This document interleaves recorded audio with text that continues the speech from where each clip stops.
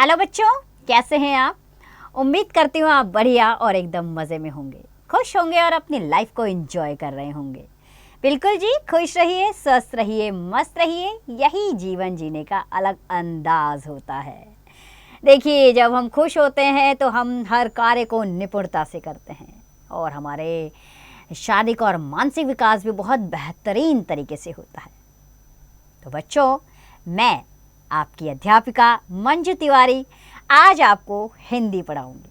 हिंदी जो बहुत ही interesting subject है, एक अहम विषय जिसमें आप शिक्षाप्रद कहानियाँ, कविताएं और संवाद, पत्र, निबंध, इससे आपका परिचय होता है जो आपको जीवन में विकास की दर को बढ़ाने में मदद करते हैं। तो चलिए बच्चों, शुरू करते हैं। हमारे अध्याय का नाम है मेरी डायरी। चलिए सबसे पहले पाठ की प्रस्तावना जान लें। तो प्रस्तुत पाठ में डायरी लिखना एक अच्छी आदत है। डायरी प्रायः प्रतिदिन सोने से पूर्व लिखी जाती है। इसमें दिन भर की कुछ खास घटनाओं का वर्णन होता है, जिसे हिंदी में दैनंदिनी कहते हैं। क्या कहते हैं? दैनंदिनी। शीतकालीन अवकाश हो चुका था। शीत यानी कि सर्दियों की छुट्टियां। तो अवकाश हो चुका था। अनुज दिल्ली से जबलपुर आया है 5 दिनों के लिए। उसके चाचा यहीं रहते हैं। यहीं उसके चचेरे भाई बहन हैं, नीमा और चाहत। वह उनके साथ कान्हा के अभयारण्य की सैर करेगा। बचपन से ही उसे डायरी लिखने का शौक है। प्रतिदिन सोने से पहले वह डायरी लिखता है, तभी सोता है। उसकी इस आदत से घर के सभी लोग खुश हैं। यहाँ भी उसने डायरी लिखी। डायरी शुरू हुई 25 दिसंबर 2000, जो भी सन रहा है। नीचे से, आज दोपहर हम लोग कान्हा का अभयारण्य देखने के लिए गए हैं। हम जबलपुर से जीप द्वारा चले। कान्हा जबलपुर से केवल 160 किलोमीटर की दूरी पर है। जबलपुर से मंडला होती हुई चिरई डोंगरी तक बढ़ती कोलतार की सड़क है। सड़क के दोनों ओर घने घने वृक्ष और रंग बिरंगे अनगिनत फूलों से सजी वन भूमि है। घास के लंबे चौड़े मैदान और सागौन, खाल, सै, खैर, पलाश एवं हर्रा के पेड़ भी दिखाई दिए। यह वन भूमि लगभग 950 किलोमीटर तक फैली हुई है, जिसे कुछ स्थानों पर कांटेदार तारों से घेरा गया है। इसकी देखभाल करने के लिए अनेक अधिकारी और कर्मचारी हैं। कान्हा आकर हम लोग यहाँ के डाक बंगले में ठहर गए हैं। और 26 जनवरी 2025।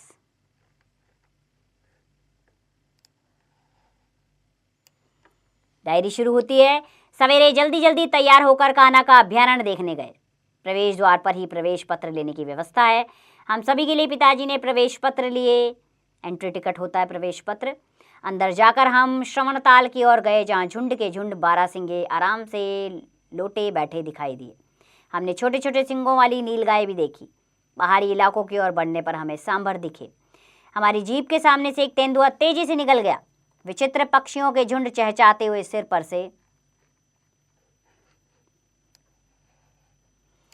पर से निकल जाते थे। अनेक रूप रंगों के पक्षियों को हम गिनना चाहते थे, किंतु वे संख्या में बहुत अधिक थे। मोर पंख फैलाकर नाच रहा था। उसे नाचते देखकर मेरा भी मन नाच उठा। शाम को हम सभी वापस लौट आए।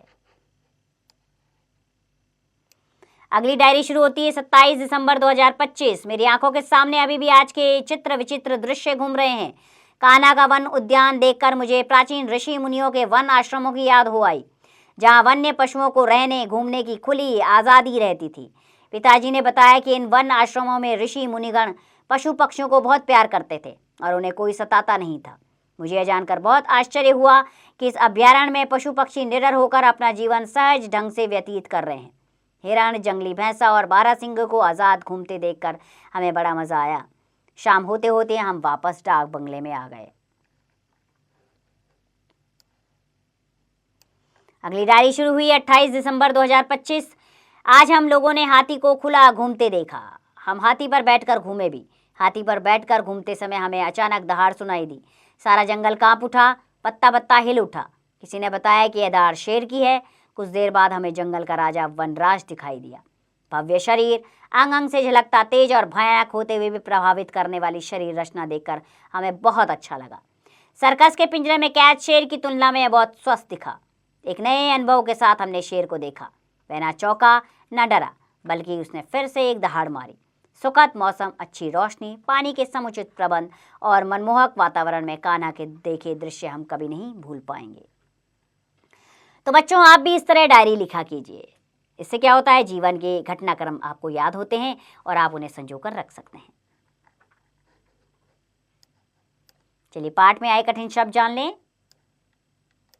वे शब्द है दहाड़ यानी कि रोर यानी कि शेर की आवाज, निडर फेयरलेस बिना डरे, चित्र पिक्चर दृश्य, शीतकालीन विंटर जाड़े का समय, अभ्यारण्य वाइल्ड सैनिटरी यानी कि वह स्थान जहाँ पशु पक्षियों को खुले विचरने के लिए रखा जाता है, अनगिनत अनकाउंटेबल जिसे गिना ना जा सके, डाक बंगला रेंट हाउस विशिष्ट लोगों के रहने का सरकारी मकान, मनमोहक ब्यूटीफुल मन को मोहने वाला, वनराज लॉयन वन का राजा शेर, समुचित राइट वे ठीक प्रकार से।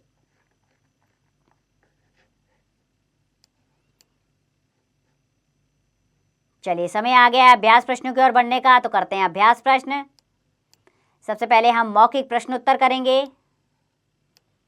क प्रश्न, डायरी कौन सी भाषा का शब्द है? डायरी अंग्रेजी भाषा का शब्द है। ख हिंदी में डायरी को क्या कहते हैं? हिंदी में डायरी को दैनिक कहते हैं। ग डायरी लिखने का सही समय क्या है? डायरी लिखने का सही समय रात का समय होता है, जिसमें आप अपने दिन भर की प्रतिक्रिया लिख सकते हैं। चलिए लिखित प्रश्नोत्तर पर आते हैं। प्रश्न है, सही उत्तर के सामने सही का चिन्ह लगाइए। क अनुज को डायरी लिखने का शौक कब से था? और बचपन से, ब जवानी से, स बुढ़ापे से, द इनमें से कोई नहीं। सही विकल्प है और बचपन से। ख अनुज जबलपुर में कहाँ गया? और चाचा के घर, ब बुआ के घर, स मामा के घर, द नानी के घर, तो और चाचा के घर। ग कहना आकर वे कहाँ रुके? और डाक बंगले में, ब स्टेशन पर, स धर्मशाला में, द इनमें से कोई नहीं। सही विकल्प है और डाक बंगले में। घ प्रवेश पत्र किसने लिए? और चाचा जी ने, ब पिताजी ने, स अनुज ने, द नीमा ने। सही विकल्प है ब पिताजी ने। ड शाम होते होते हम वापस डैश आ गए। और डाक बंगले, ब नानी के घर, स चाचा के घर, द इनमें से कोई नहीं। सही विकल्प है और डाक बंगले में। अगला प्रश्न है, रिक्त स्थानों की पूर्ति कीजिए। डैश पंख फैलाकर नाच रहा था? मोर। ख अनुज दिल्ली से जबलपुर आया। ग प्रवेश द्वार पर ही डैश प्रवेश पत्र लेने की व्यवस्था है। घ है चहचहाते हुए सिर पर से डैश निकल जाते थे, विचित्र पक्षी। ड आज हम लोगों ने डैश को खुला घूमते देखा, हाथी को।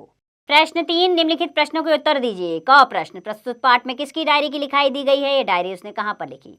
प्रस्तुत पाठ में अनुज की डायरी की लिखाई दी गई है। ये पाठ उसने जबलपुर पर से लिखी थी। आगे के प्रश्न है बच्चों, कान्हा का अभ्यारण्य कहाँ है? कान्हा के अभ्यारण्य और सर्कस तथा चिड़ियाघर के पक्षियों के रहन सहन में क्या अंतर है? अनुज ने कान्हा के अभ्यारण्य में कौन कौन से पशु पक्षी देखे? अनुज की डायरी के किसी भी एक भाग का वर्णन अपने शब्दों में कीजिए। ये बाकी के प्रश्न आप स्वयं करेंगे पाठ के अनुसार। चलिए शब्दों का खेल खेलते हैं अब। निम्न शब्दों के दो दो पर्यायवाची लिखिए। हाथी, वनराज, सैर घूमना, जंगल, कानन, उद्यान बाग, शेर, वनराज, पक्षी, खग। इसी प्रकार बाकी की पर्यायवाची स्वयं लिखें।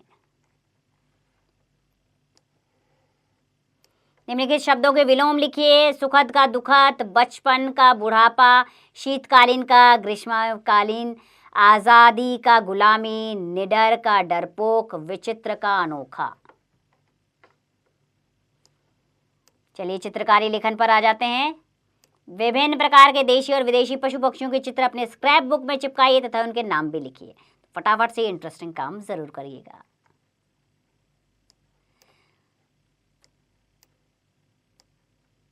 जरा बताओ, नीचे दिए गए शब्द समूहों के लिए एक शब्द लिखिए। क वह स्थान जहाँ पशु पक्षियों को खुले विचरने के लिए रखा जाता है, वह स्थान जहाँ वो उसे कहते हैं अभ्यारण्य। ख वन की भूमि, वन भूमि। ग मन को मोहने वाला, मनमोहक। घ जिसे गिना ना जा सके, अनगिनत।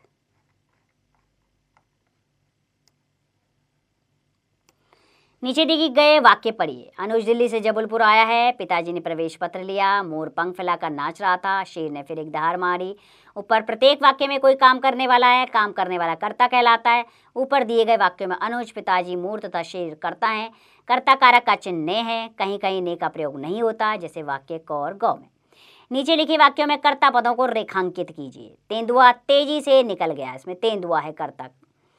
ऋषि मुनिगण पशु पक्षियों को बहुत प्यार करते थे, ऋषि मुनिगण इसमें करता है। अनुज सोने से पहले डायरी लिखता था, इसमें अनुज करता है। झटपट कहिए, क्या आपने कोई अभयारण्य यानी कि नेशनल पार्क देखा है? अगर हाँ तो उसका नाम बताइए, वह किस राज्य में स्थित है। अब इसकी जानकारी आप स्वयं देंगे। चिड़ियाघर की सैर का वर्णन अपने शब्दों में कीजिए। चिड़ियाघर तो अवश्य आप गए होंगे, तो उसका वर्णन अपने शब्दों में यहाँ पर कीजिएगा। खोजे और जाने, भारत का पहला अभयारण्य नेशनल पार्क कौन सा है और वह किस राज्य में है? और अभयारण्य नेशनल पार्क में किन किन जानवरों की रक्षा की जाती है? कोई 4 नाम लिखिए। तो ये कार्य भी आप स्वयं करेंगे।